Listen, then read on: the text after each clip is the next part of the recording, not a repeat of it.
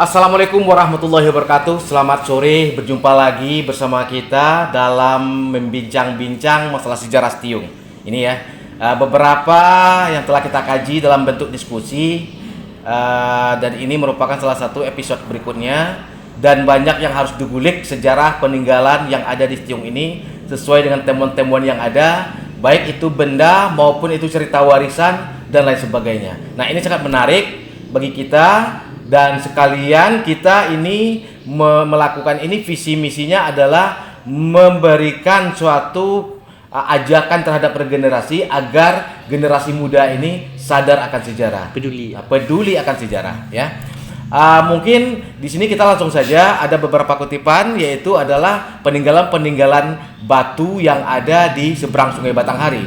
Sebab ada namanya. Ya. Jadi itulah coba kita kupas sekarang, karena di sepanjang Sungai Batanghari itu memiliki cerita legenda-legenda dan kesamaannya bersama dengan Setiung ini. Coba kita buka dulu untuk wacana pertama bersama Usman. Ya silakan. Setiung ini sangat menarik sekali ya. Iya. Ya sekali lagi saya tegaskan bahwa Setiung adalah kampung tua. Iya. Baik sebagai kampung maupun sebagai peradaban. Peradaban ya, oke. Dan yang menarik terkait batu-batu yang ada di Setiung itu adalah ada namanya masing-masing. Iya. Ada banyak sekali. Iya betul. Dan beberapa batu itu dikaitkan dengan si pahit lidah. Si pahit lidah ya.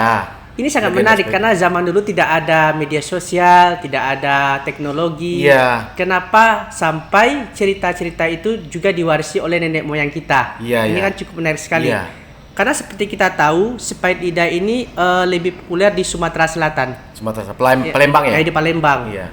Di sana ada banyak peninggalannya. Bahkan film-film yang dibuat terkait si pahit lidah kan latar belakangnya adalah Sumatera Selatan. Iya betul. Dan kisah-kisah si pahit lidah itu rata-rata terkait dengan Palembang. Di Lampung juga ada. Di Jambi juga ada. Maksudnya ada peninggalan terkait dengan si pahit lidah. Ya. Dan menariknya itu juga ada di Setiung. Di Setiung ini ya. Padahal itu hanya dua kemungkinan. Yang pertama, si pahit lidah juga dulu bagian dari perjalanannya adalah dia melewati Setiung. Ya. Atau yang kedua kemungkinan adalah ada yang membawa cerita itu ke sini. Iya. Tapi cerita ini sudah sangat tua sekali kan. Iya, sangat tua jadi sekali. tidak mungkin cerita itu didapatkan melalui telepon, teknologi kan zaman dulu nggak ada kan. Nenek moyang kita nggak ada seperti itu. Jadi cerita ini benar-benar kalau tidak dialami secara langsung atau ada yang membawanya. Iya. Ada beberapa batu di Setiung ini dikaitkan dengan si pahit lidah. Di antaranya Adalah batu mait. ya, batu mait, ya betul. Ada batu gadih. Batu gadih, 2. Batu gajah gitu Batu kan. gajah. Ada banyak lagi sebenarnya batu-batu. Seperti Kancata Jogang. Kancata Jogang. Menarik ketika batu-batu yang ada di Palembang atau di daerah Komiring kalau tidak salah, pokoknya daerah Sumatera Selatan ataupun juga di Lampung. Batu-batu itu ternyata adalah peninggalan prasejarah. Prasejarah ya, betul. Ya, jadi kayak peninggalan zaman batu gitu kan. Iya. Dan besar kemungkinan batu-batu yang ada di situ juga seperti itu. Juga seperti itu ya. Cuman kan dilingkupi dengan sebuah legenda, cerita-cerita rakyat gitu kan. Iya. Dan seperti saudara Juli tahu kan sebenarnya kan batu-batu itu juga ada ceritanya masing-masing. Masing-masing ada cerita masing-masing. Jadi seperti itu. Iya.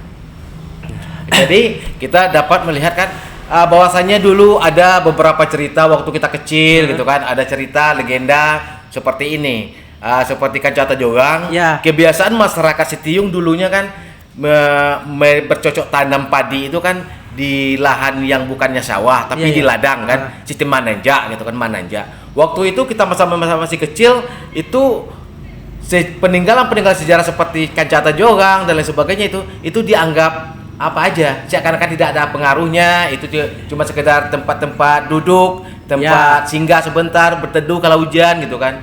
Jadi padahal kita lihat perhatikan struktur dari batu tersebut dibuat oleh manusia ya. Gitu kan. Oleh manusia. Padahal masyarakat sudah mengatakan bahwa itu adalah kancah atau kuali bahasa Indonesia kan, kuali besar.